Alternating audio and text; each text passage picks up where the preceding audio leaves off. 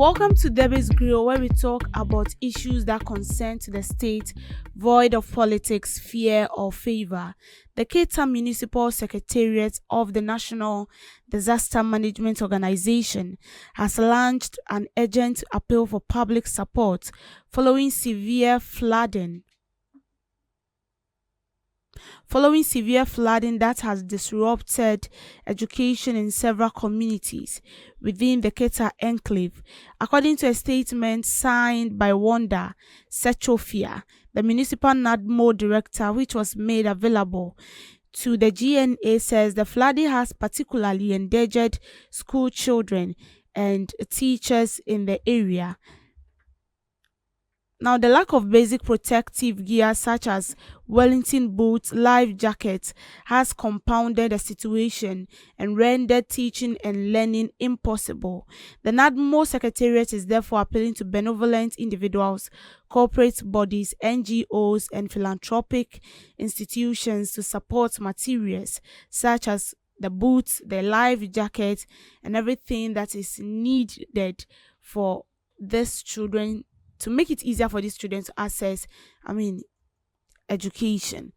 Now, I saw this yesterday, and you see, it's a pity where you see students having to, cross a river, and they are not crossing the river with a canoe. They are not crossing the river with a boat. They are crossing this river with their legs. So just imagine you dressing your ward for school, ironing her uniform, putting on her shoes, and then she has to go and walk in the river. She has to cross, walking in the river. And this we are talking about, the water was on their waist, some on their chest, and you see the students raising their uniform. And then I was asking my question. So before they will get to school, they are already wet. How do you think this student will sit in class with a clear conscience to grab what the teacher is teaching? No, it can't happen.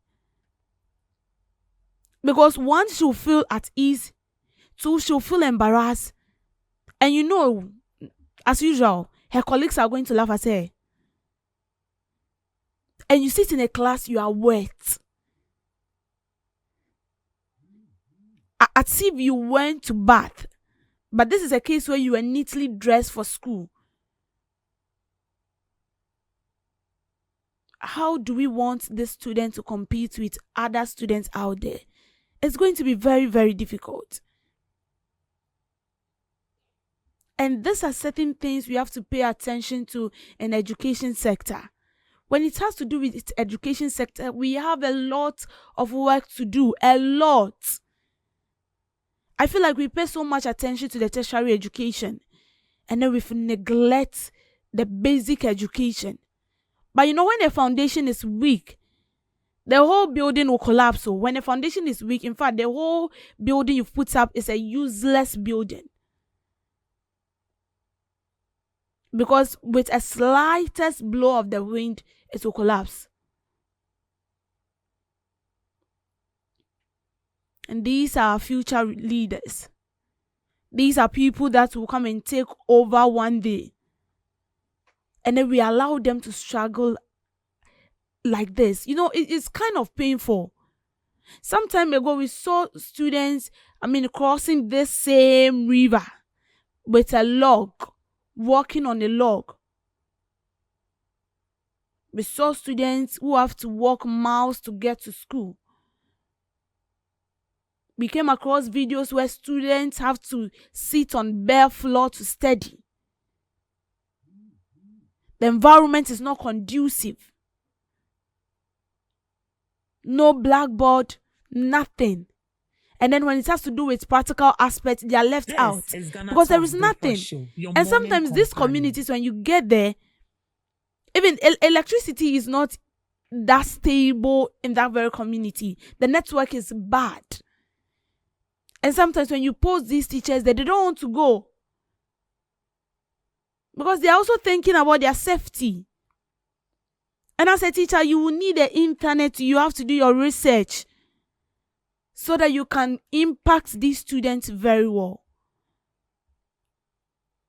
But then you get there, the network is bad. And then you have to struggle as a teacher to teach this student. And sometimes when you listen to these teachers, they feel like they just feel pity for these students. So they just have to sacrifice their time. And we sit back and then we are happy. We see all these things and then we are happy.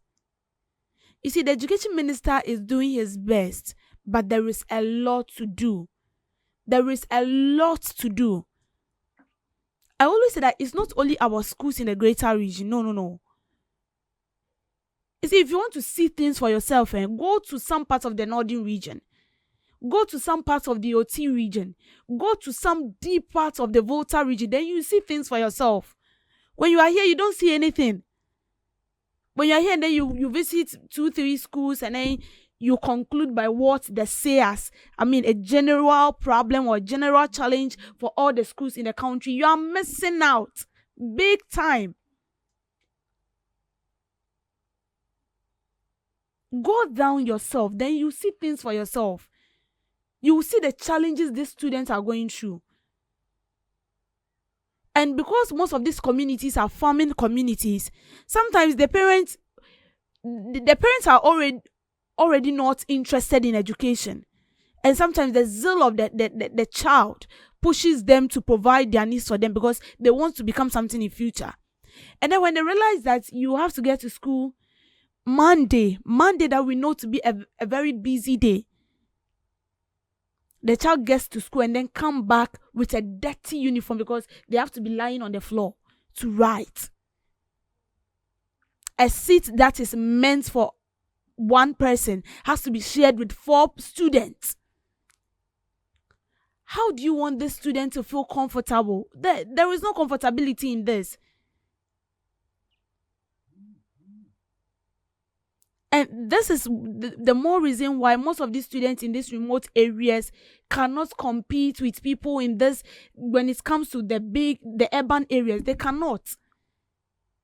Because when it comes to the urban area, they are privileged to a lot of things. They even have chances, even in primary school, so they have chances to go to summits. Like, they have chances to go to educational programs, get equipped. But in the remote areas, it's not like that. These students struggle. They struggle to make their way to the top. And so if you want to tackle the education sector, if you want to reset the education sector, it should start from the remote areas. That is where the problem is. That is where the challenge is. When you want to stay in Accra, you are doing nothing. When you move from one school to the other in the Greater Accra region, you donate some things to them. You are basically doing nothing. It's 0 over 0.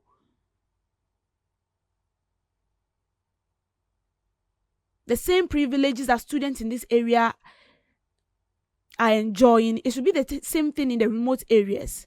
We should develop it. Even if we cannot do all, we should get them a well-equipped school building with all the infrastructure and everything needed to make it easier for this teacher to teach the students, and also easier for the student to grasp what the teacher is teaching.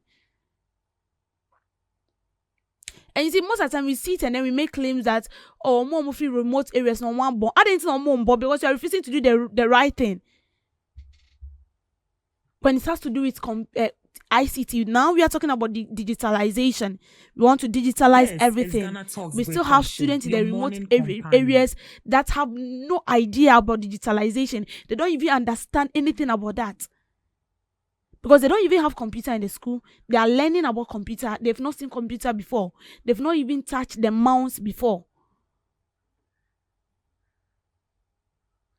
And then we sit in our offices, we come out, we speak big English, we write big English on paper, and we think that is all. We are really lacking behind. It's either we wake up now and then build a strong foundation, or we sleep and relax and then it comes back to haunt us in the future. Thank you for making time with me on Debbie's Grill.